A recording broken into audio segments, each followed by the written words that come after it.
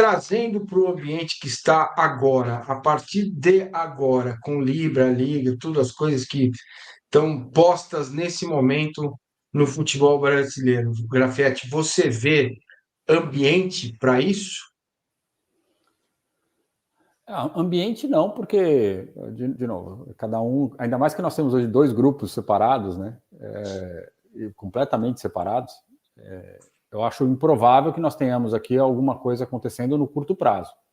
Se em algum momento eles voltarem a se conversar de uma maneira organizada para criar uma competição única, uma liga e tudo mais, isso certamente volta para uma discussão mais clara.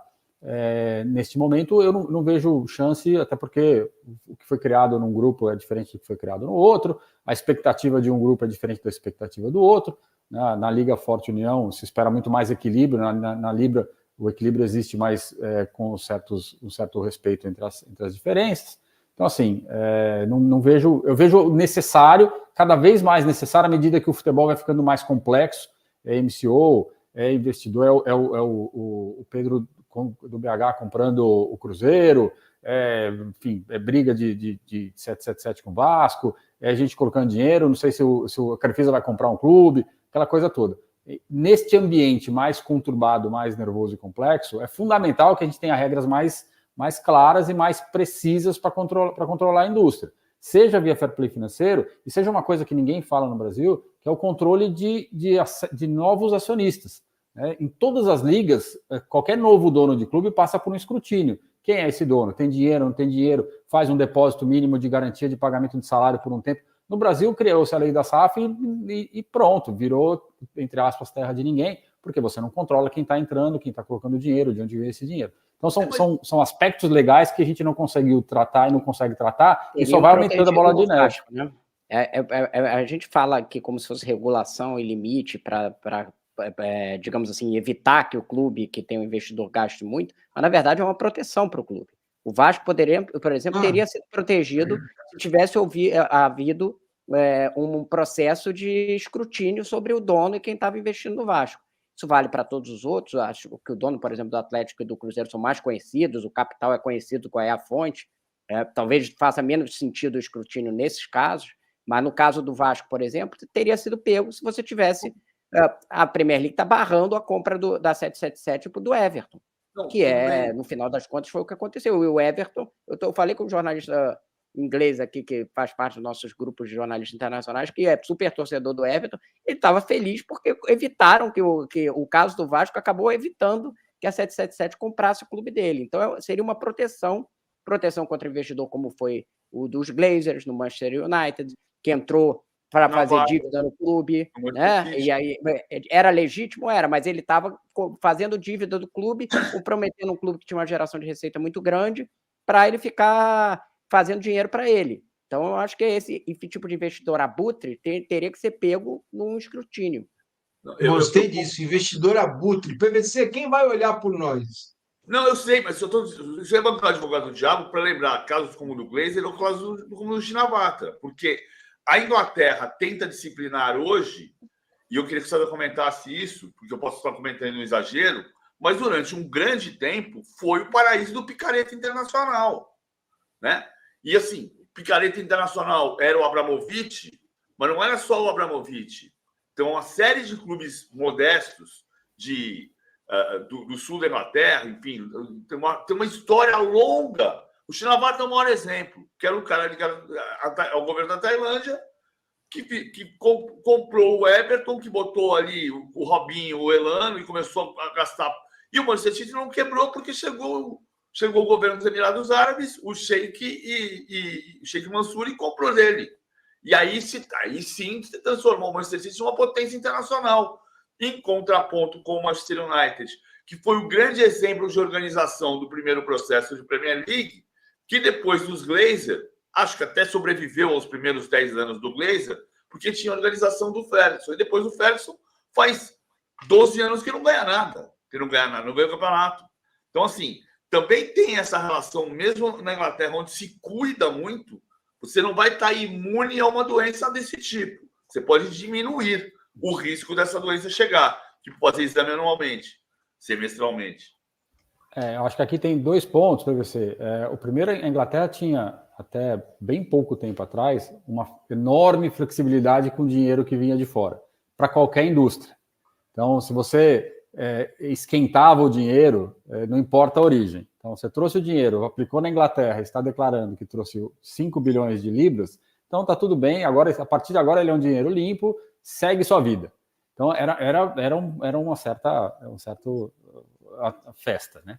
Então, o futebol acabou recebendo parte deste dinheiro lá atrás. E eu acho que com a recorrência de casos como esse que você conta do Manchester City, e que acontece em tantos outros, se a gente for pegar o Reading, por exemplo, é um caso que passa por isso, o Bolton. Então, o Scooby, exato. Agora quase foi comprado por um investidor brasileiro. Sim. Exato. E aí, se você pegar o Charlton, enfim, especialmente na Championship inglesa, é quase que o inferno. É a antessala do paraíso, mas vira um inferno, porque todo mundo gasta, e o cara desiste da brincadeira e o clube quebra. Por isso que eu acho que a Premier League foi criando e desenvolvendo melhor esse processo de controle dos novos donos, a ponto de a primeira tentativa do PIF de comprar o Newcastle tenha sido barrada lá atrás, não pela questão financeira, mas por questões humanitárias e tudo mais, enfim, direitos humanos e não sei o quê. Depois passou, mas barrou uma primeira vez, barrou o Everton agora. O Everton foi comprado agora, não lembro, mas acabou de ser comprado formalmente por alguém que tem um outro time, acho que foi o Friedkin da Roma, se não me engano, que comprou o Everton. Então, mas é alguém que já é do mercado, sabe-se de onde vem o dinheiro, enfim, já tem outro clube.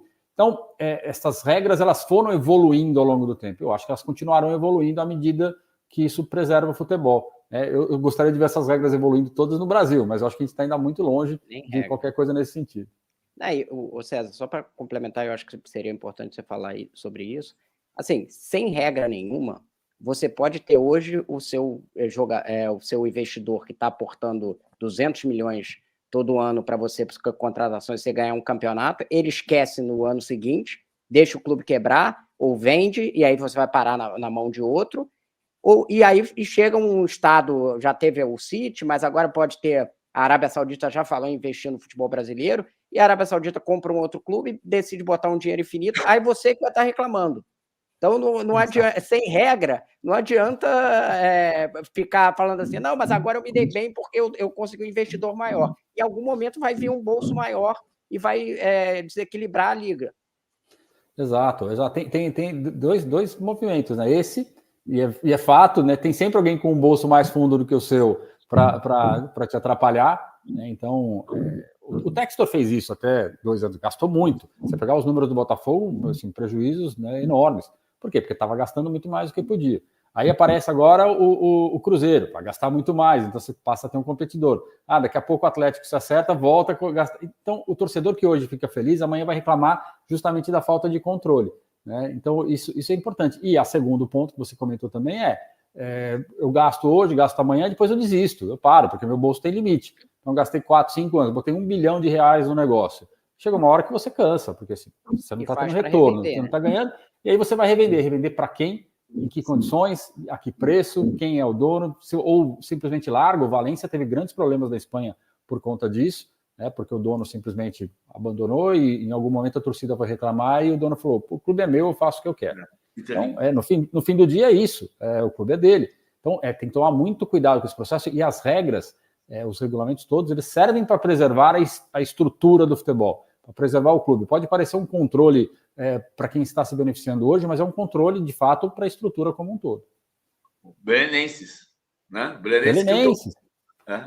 O Belenenses, que é o clube que tem o clube do meu avô, que tem um caso crasso. O Belenenses teve 4 acessos seguidos, agora foi rebaixado para a 3ª divisão. Belenenses, clube de futebol, os Belenenses, que virou Belenenses SAD, até que a SAD do Luiz Sérgio Soares decidiu brigar com o clube, ou o clube decidiu brigar com ele e proibiu de usar o emblema e o estádio. E agora eles vão se encontrar na 3ª divisão, não é? Não, o chamado BSAD praticamente acabou, não teve o licenciamento, ele voltou lá para que seria a 6ª divisão. Que foi e aí clube na hora da briga, né? Exatamente, porque quando separaram, o Belenenses começou todo o processo do zero, né? Lá da primeira, sei lá, da terceira, quarta distrital de Lisboa, foi subindo, e aí chegou na segunda divisão ano passado, né? Até passaram quatro acessos seguidos, um belo trabalho que foi feito lá. E aí é interessante, porque, de novo, falando em regulamento e tudo mais, aqui em Portugal, onde eu estou, nós temos um time na terceira divisão, e nesta temporada tem 2 clubes que podem, às vésperas do campeonato, podem não ter time para disputar, porque eles não passaram no licenciamento. Por quê? Porque tinham dívidas atrasadas, porque não conseguiram pagar tudo a tempo, porque não conseguiram ser aprovado no licenciamento. Então, ou seja, e acaba, o clube não disputa, ele vai lá para a divisão mais baixa e entra outro no lugar. Então, acontece. E o empresário? O Rui Sérgio Soares hoje faz o quê? Que é o cara que brigou com da SAD do Belenenses, que brigou com o Clube Belenenses. Na prática, ele perdeu de tudo o dinheiro que ele investiu, né, PVC? Porque ele vai começar de novo lá de baixo, você vai começar o processo. Ele tá preso, não tem nada. Não aconteceu nada. Na verdade, o que acontece em casos desse, aqui em Portugal, ele fica suspenso, ele não pode trabalhar em nenhuma entidade esportiva por 10 anos, se não me engano. Então, ele fica banido do futebol por um período, porque ele esteve envolvido num caso de um clube que foi a falência, que, enfim, retrocedeu ao início da estrutura. Mas, de novo, é uma preservação. Um clube que estava nessa situação é o Vitória de Setúbal, que é um clube também histórico em Portugal, que conseguiu acesso à terceira divisão, mas estava cheio de dívidas, não conseguiu se resolver, não conseguiu o acesso, não foi aprovado e voltou lá para a quinta, sexta divisão portuguesa. Ô César, na regra, seria possível, e eu não sei se contemplava na proposta que você tinha de fair play, você ter uma regra que tivesse uma maior flexibilidade para esse primeiro ano de aporte, para o investidor chegar, estruturar a casa, né? Aí, sim, eu acho que faz sentido ele chegar, montar um elenco, estruturar as dívidas, né? Reduzir minimamente as dívidas, fazer aporte para isso, e aí, a partir do segundo ano, você tem uma regulação de que ele não pode gastar muito além do que é a capacidade dele. Não sei se isso estaria contemplado. Tinha uma ideia, aí ficava um pouco fora da nossa alçada, porque entra muito na questão do novo dono de uma SAF, né, no caso do Brasil. Mas, neste período de transição, nos 3 anos de transição, os clubes teriam autonomia ou autorização para fazer alguns aportes justamente para isso, para reformular elenco, para pagar dívida, para operar de uma forma um pouco menos estruturada, entre aspas, né, no sentido de com prejuízo e tudo mais, mas mirando que ao final do período ele começasse a entrar nos eixos, digamos assim. Então, agora, é natural que num processo de aquisição você chegue e tenha que fazer uma série de reestruturações. Muitas vezes vamos pegar o caso do Vasco, do Botafogo mesmo, enfim, do Cruzeiro, o clube tinha um elenco que era incompatível com a expectativa desse novo dono. É natural que você entregue a ele a oportunidade de, no primeiro ano, fazer uma série de investimentos, melhorar a qualidade, até porque você quer que que a competição melhore. Então, você tem que permitir que este investidor faça algum trabalho de reorganização do clube. Agora, isso não pode ser uma recorrência que em 5, 6, 7 anos você continue fazendo isso sem parar. Dando então, 250 milhões de reais de prejuízo, né? Exato, e isso é aumentando impossível. A dívida. A gente lembrar, o SAF, por exemplo, do Botafogo, teve aumento de dívida, já ela hoje deve mais do que devia quando o Textor entrou, né? Só já que você falou de Botafogo, tem uma operação estranha lá, que é o Textor o Botafogo tomou um empréstimo e repassou para uma empresa do Textor fora do Brasil. Aparentemente o investimento... Né? Isso. Para o clube dentro da MCO, né? O investimento... Amigos, a dívida deveria ser paga agora, mas só um minutinho, assim, deveria ser paga agora, ter o vencimento agora. Agora, é curioso você tomar uma dívida dessa no Brasil, cujo custo financeiro, sabe, 12% ao ano, quando fora você tomaria 3, 4, 5. Né? Então, é no mínimo curioso do ponto de vista financeiro, mas enfim, ele é dono do clube, ele faz o que bem entende com a estrutura dele.